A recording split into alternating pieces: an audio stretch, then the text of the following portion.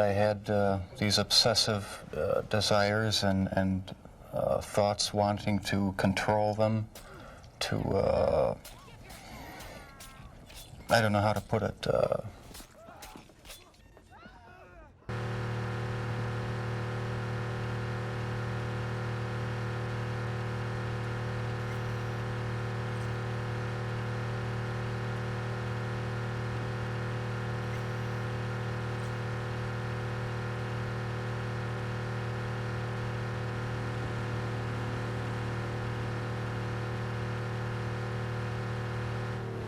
I desensitized myself to it. I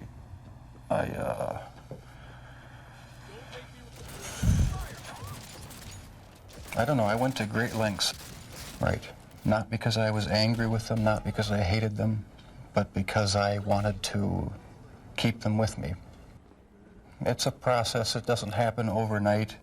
When you depersonalize another person and view them as just an object for pleasure instead of a living, breathing human being, it seems to make it easier to do things you shouldn't do. I always knew that it was wrong, but after the first killing was not planned. I was coming back from the shopping mall back in '78. I had fantasies about picking up a hitchhiker and taking him back to the house and having complete control and dominance over him.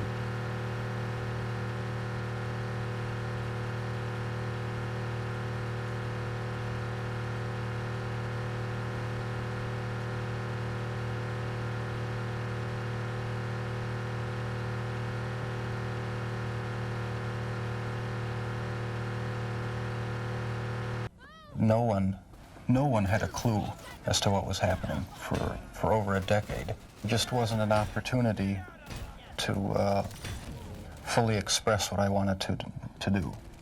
There was just not the physical opportunity to do it then. He had a broken rib here, was heavily bruised. Apparently I had beaten him to death with my fists as a sort of memorial. A point where I could,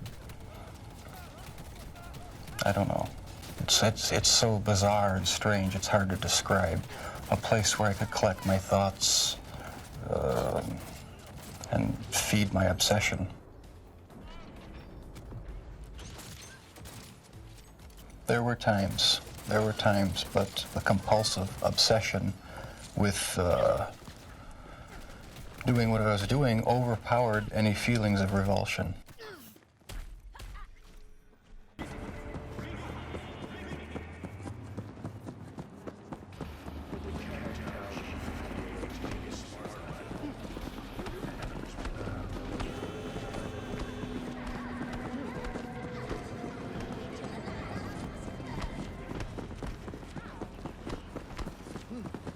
It was almost addictive.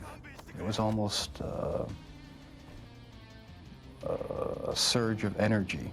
I wouldn't have to worry about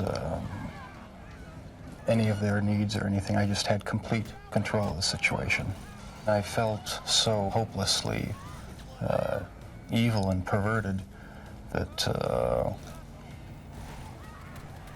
I actually derived a sort of pleasure from watching that tape.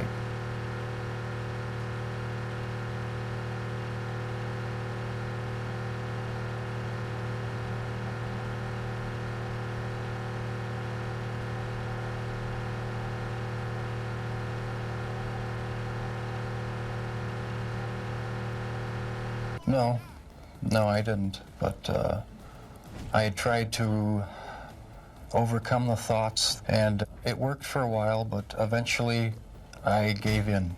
No, there are times when I still do have the old compulsions. I started having these obsessive thoughts when I was about 15 and 16, and they got worse and worse. Fantasies of control, power, complete dominance, they became reality. There was excitement, fear, pleasure, all mixed together. No, I was dead set on going with this compulsion. It was the only thing that gave me any satisfaction.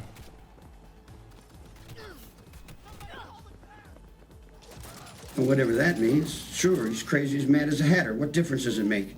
You know, a long time ago, being crazy meant something. Nowadays, everybody's crazy. So, I mean, you know, like, you know, synonymous. I mean, it's an irony, man. It's a pair of ducks.